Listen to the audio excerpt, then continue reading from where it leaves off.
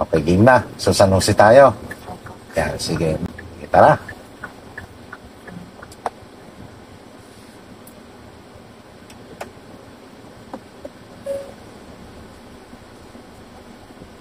Ako bilib sa'yo yung reaction ng paa mo sa preno.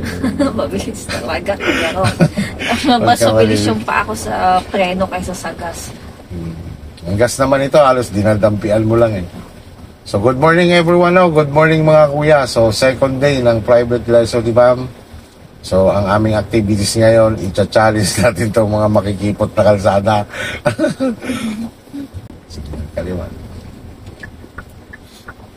Sige, diskarte mo, hindi ako iimik ha. Para matry mo talaga na nakakalabas ka dito ng ikaw lang.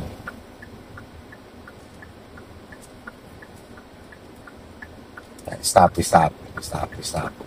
Doon pa lang sa pag-move mo, di ba, nakita mo na wala lang sasakyan. Dapat paggalaw mo pa lang isang ikot agad ng manibela noon. Okay, sige, sagad mo na manibela niyan. Para hindi ka nagigipit dito. Yan, katulad niyan, sagad, dito pa lang, nabalik ka na ng isa. Alalay ng preno, balik ang pangalawa. Yun yung tatandaan mo doon. Para hindi ka nagigipit din sa unahan kasi nga, paggalaw mo kasi, kaunti lang ang manibela, kaya nagigipit ka dito sa unahan. So, challenging po ang kalsada nila ni Ma'am Carol. So, pag ito naman na master mo, ay challenge lang naman itong kalsada nyo. Pag may kasalubong, pag wala naman, para ka nagdadrive sa one way. Yan. Parang sa break.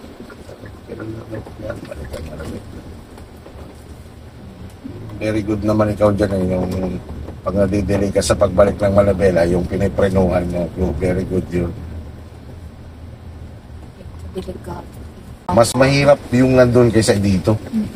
Mas makakuan kasi dito medyo may maluwag na portion dito eh. Yan, katulad yan, maluwag na ang portion na yan. Hindi na yung challenge, hindi katulad talaga dun sa ating dinaanan sa Labak. Ang challenge pa doon, malalim yung kanan. Yan, katulad dito. So, malaki naman siya. Ito yung dito ako natatakot ko yan. So, ko siya ng brain. Ang kuwan lang naman dyan, pagka may kasalubong ka. Sa pag dumadaan ka sa ganung kakipot, may pader, talagang ang mata mo, kaliwat kanan talaga. Sa gilid, sa ulahan, gano'n. Para natatansya mo. Yan, ganyan. Pagka lumiliko ka naman ganyan, sulyap din sa kanan. Kung baka mahulog ka, yung gano'n. Tsaka kuwan talaga, huwag malakapatong sa gas ang paa pagka gano'n. Yan, ito, challenge yan. Yung pababa yan, yung pabalik ka dito, ang challenge yan. Ito kasi pataas. Yan, slow down muna ikaw. Gamitin mo yung sports mode mo. Paano pag yan, pindutin mo lang. Sige lang. Yan. Kahit naman gumagalaw ka yan. So, kitang-kita mo kasi pag pataas ka. Pero ikaw kasi ang priority dyan. Umahon ang priority dyan. Kaya mamaya yung pagbalik naman ang ituturo ko sa'yo. Wala naman problema niya, automatic yan. Automatic, gasan mo lang yan, hindi yan na-atras.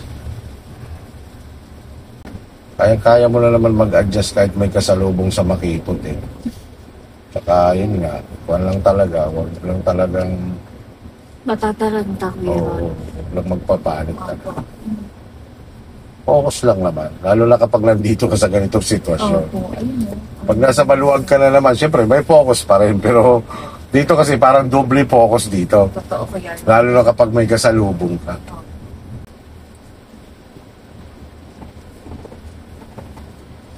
Dito, slow down.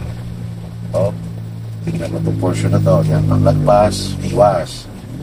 Yan ang maging aware ka. Baka mamaya sumayad sa gilid yung side mirror mo.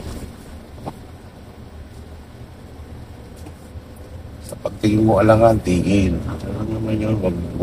Wag mong sasabayan. Dapat takbo mo sa beginner, 20 lang dapat. Yan, dito naman medyo hindi na challenge kasi malaki na siya.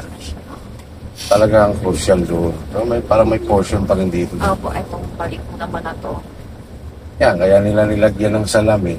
Siyempre, alam mo naman tayo, concerned din tayo sa sasakyan nyo. Diba? Kasi hindi porket may Weber tayo, ay basta na lang din gano'n. Kaya talagang hanggat maaari ay hindi magagalusan ang sasakyan natin. Kasi ako ganun talagang kaya alerto ako pag subukan natin mamaya pagpalik natin dito yung hindi ako iimik. Talagang kumbaga seryoso ka ba? Focus ka lang.